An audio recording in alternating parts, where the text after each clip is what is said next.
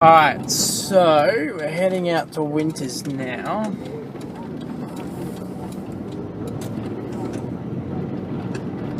Winters is the old field site that Flinders University used to use.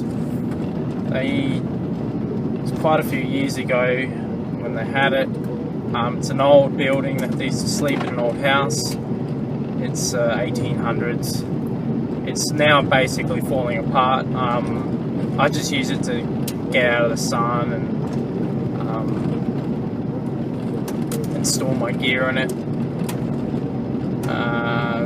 The station at Bundy Ball is a big sheep station, and they don't have much sheep out here because the farmers went and took the sheep the other day.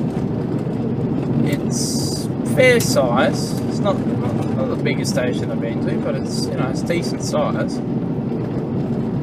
There's a reason why this place is so intriguing is just the density of sleepy lizards in areas is quite big. Winters used to have it still has quite a concentration of sleepy lizard population here. The main site's the largest and more dense population. They believe there's around about 80 to 90 individuals in that area, and the area we're using is about 1 kilometre long by a couple of 100 metres, probably 800 metres wide. So yeah, and the wildlife out here is pretty good. We just had that huge flooding, so it's brought a lot of things out. There's a few other species of reptiles you get out here. You got obviously the bearded dragon, they're just everywhere, funny little fellas. You got brown snakes, I've caught blind snakes, legless lizards. There's a Tenotus olympicus that's running around here, which is unusual because usually you find them in sandy areas, but I've seen one here in the wreckage. Yeah, so just gotta open this gate.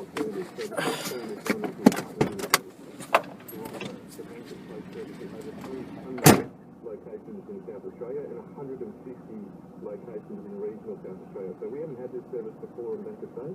It's a new service, and we actually will be adding it to towns where we actually haven't had a service or a branch for some time. It's a bit chilly out there at the moment.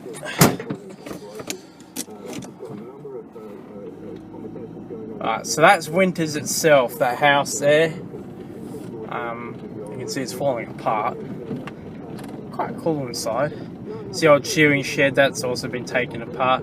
Bits of debris and shit all over the place. Got to watch yourself not to punch a hole in your tyre. There's wombats all out here too. One's from there actually. We also get a lot of browns around here, so when you're walking around you got to watch for them. At the moment there's one in one of the sheds, our storage sheds. Got to catch him later on, or try and remove him from the premise safely, of course. You also get whip snakes out here too, and when I found them I thought there's bloody sheep there. I thought they were a baby brown snake, but it turns out they're not. So if you see a brown snake and you think it's a whip snake, don't pick it up. Still poisonous, mildly poisonous. But yeah. Alright, here we are. I'm going to show you around now. This is my site here. There's the pens there. There's 6 of them and there's 4 in each pen. I'm also looking at the other 2 parts. That's the behavioural assay pen. So you can see the board where I hide behind. The camera looks for the peeker hole, and the bottom flaps where the model lizard goes through. There's the pit to make it lower to the ground. And we also cover the lizard up in an acclimation box. I always get that wrong. That's the heat box where we put the lizards in to warm them up. So basically the other 2 parts is, the first part's just looking at tomatoes, where the sleepy lizards will actually go into a cage and eat the tomatoes. And then the second part is combining both the behavioural assays and the cages together. And that's one of the cages there. And we place cameras at them. And basically we predict with the behavioural assays which individuals we'll go into the cages and eat the tomatoes first. So this is what their pens look like. So you give them water. They get fed every day except for on the weekends. They don't get fed. They get a variety of different foods, tomatoes, watermelon, stuff like that. But the main project's idea is using tomatoes.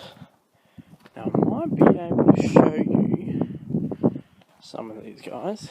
Go over these guys because I'm not doing behavioural assays on these. These guys have all been done. Let's see if we're all tucked in together.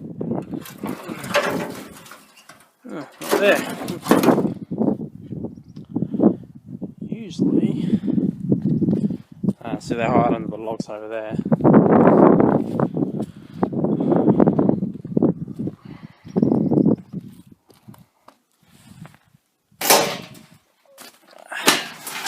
There we are, there's two of them right there. So each one's been identified with a toe clip number. So this one's 12129. Now I've coloured their tails in so that I can identify them on the camera. But this is a sleepy lizard here. Hello, mate.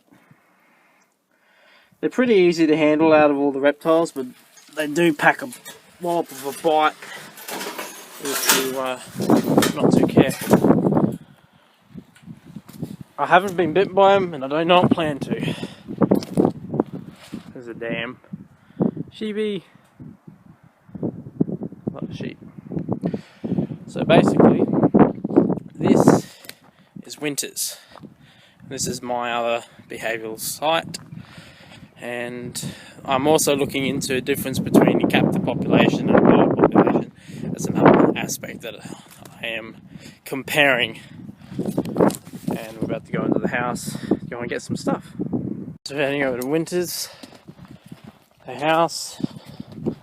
So basically, I'm looking into I've decided I'm doing my honours, and I decided that I'll do behavioural ecology as one of my things. I highly anybody that wants to get into behavioural work, the best thing to do, I believe, is to do something on an animal that you're interested in, obviously, but you don't know that much about. Now, sleepy lizards, I know, a fair amount of information, but I've learnt so much doing this work, and I think the experience that I gained from this is certainly a lifetime experience, and I'll carry with me always. And it's just so rewarding when you do work like that. This she's a screwdriver. It's a bit of a key. So this is windows inside the house here. It's pretty old. Can't believe people used to live here, eh? So they used to not have any power, no real fresh water from the bedrooms. It's down the hallway. It's a bit dark. You get mice and rats and all sorts of things. You can see rat skull down there. So this is what they used to use for flooring back then too. It's oats. There's a rat skull.